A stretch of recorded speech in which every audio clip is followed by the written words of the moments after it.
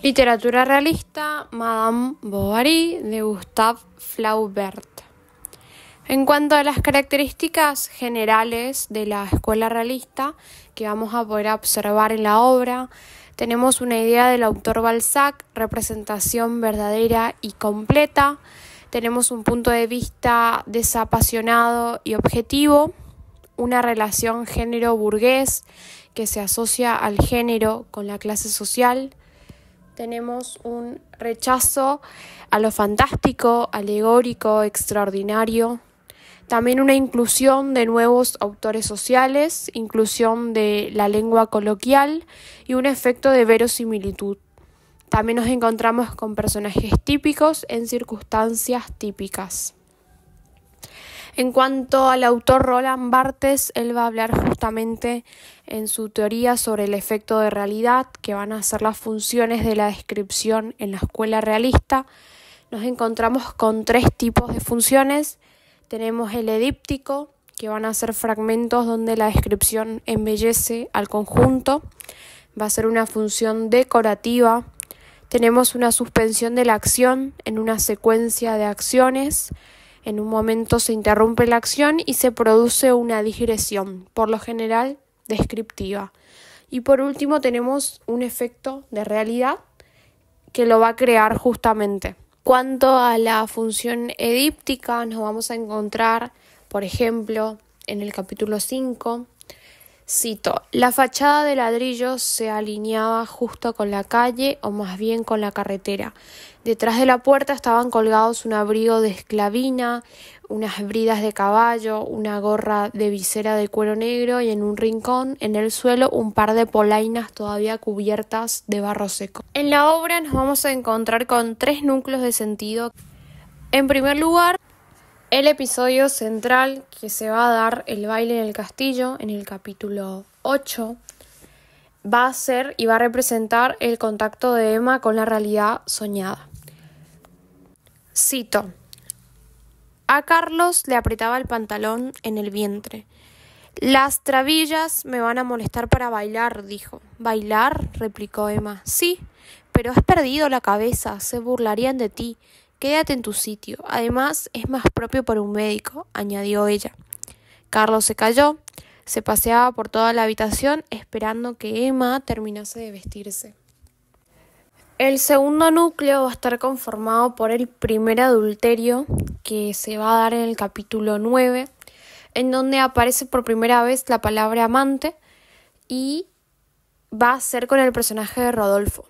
Cito: al principio sintió como un mareo, veía los árboles, los caminos, las cunetas, a Rodolfo, y se sentía todavía estrechada entre sus brazos, mientras que se estremecía el follaje y silbaban los juncos. Por último, el tercer núcleo de sentido va a estar conformado por el segundo adulterio de Emma con el personaje León. Va a estar en la tercera parte, en el capítulo 1.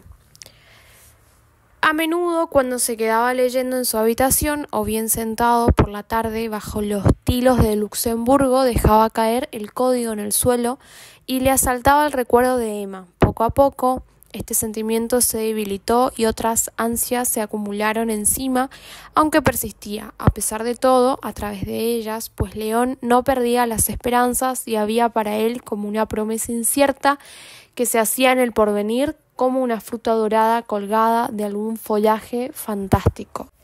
Los adulterios funcionaban para escapar y superar la realidad en que vivía Emma. Ella siempre va a estar soñando con otro lugar.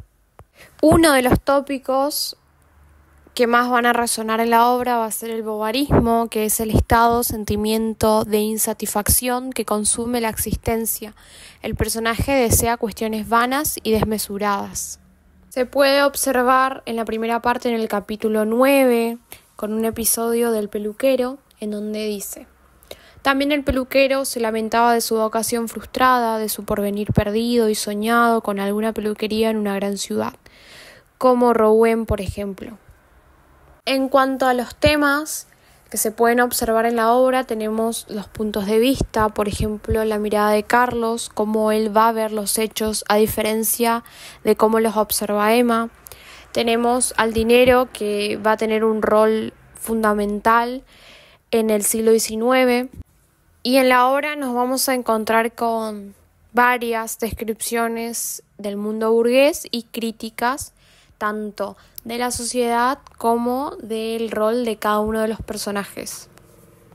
Hola, mi nombre es Camila de Olivera y con mi compañera Florencia hemos analizado la presencia del realismo en la obra Madame Bovary de Flaubert. Las grandes características que podemos percibir es la verosimilitud con que narra el autor o relata el autor esta obra, digamos, y el autor más que un escritor podemos decir que es un sociólogo, un periodista, ya que describe la realidad tal cual la ve o la vive. También hay una gran presencia de la tipicidad, los personajes, las circunstancias y los lugares son típicos de la época. Es por eso que es posible decir que lo que se lee es la vida misma y no solamente el arte. Balzac nos brinda el concepto de milieu y hace referencia a que los personajes son el resultado del medio. Y eso vemos principalmente en el personaje de Emma Bovary, ya que ella es el resultado así lo describe el autor, de la cantidad de libros románticos que ha leído. Y un ejemplo claro de esto está en el capítulo 6 de la primera parte, en el que Emma lee a Pablo y Virginia. Pablo y Virginia es una obra característica del romanticismo. Esto el autor digamos que le está diciendo de dónde viene toda esa ilusión que ella tiene acerca de un amor romántico. También podemos decir que él está haciendo una crítica a estas novelas románticas que idealizaban este amor que no, no coincidía con la realidad y a la vez nos describe cómo es realmente el amor en la vida real a través del personaje de Emma y el de Charles Bovary. La novela está dividida en tres partes que se conectan, digamos que esas tres partes están conectadas por el viaje. Y esas tres partes se dividen exactamente en diferentes lugares. Esos lugares están descritos con mucha minuciosidad. Ya en el primer capítulo de cada parte vemos que el autor se encarga de describir exactamente cómo es el lugar para que el lector pueda conocerlo hasta en sus mínimos detalles. Emma Bovary, el personaje central de esta obra, es objeto de esta realidad que le consume. Ella quiere pertenecer a una clase social más elevada y vivir esos sueños y estas ilusiones que leen las novelas románticas. Y vemos cómo la presenta el autor. Él la describe a través de los ojos de Charles Bovary cuando aparece por primera vez. Al inicio creemos que el personaje principal va a ser Charles, pero luego notamos que no, que la novela se inspira en la figura de Emma Bovary para luego dejarnos, digamos, con esta definición de lo que más adelante sería considerado el bovarismo. No solo Emma está descrita como este objeto con tanta minuciosidad, sino que todas las personas en sí y los estatus sociales. Se ve a través de las vestimentas que ocupan, los elementos que llevan consigo. Y un ejemplo claro de esto vemos en el capítulo 5 de la segunda parte, en la que Charles saca una navaja de su bolsillo y Emma, sorprendida, eh, le describe a él como que ya pertenecía a la clase campesina. Para finalizar el análisis de la realidad hemos tomado al autor Rancière, que en su obra Política de la Literatura nos hace referencia a Flaubert y a la fascinación que lleva este autor por el detalle. Él dice que Flaubert escribe para quitarse de encima los hombres y las cosas, porque la descripción que hace de los hombres y las cosas es tan real y precisa que básicamente transcribe lo que ves, la realidad misma, el lenguaje realista que se ve en la obra. Y más bien en el capítulo 8 de la segunda parte vemos que hay la presencia de dos discursos de seducción, uno por parte de Rodolfo y otro por parte del consejero en el episodio de los comicios agrícolas.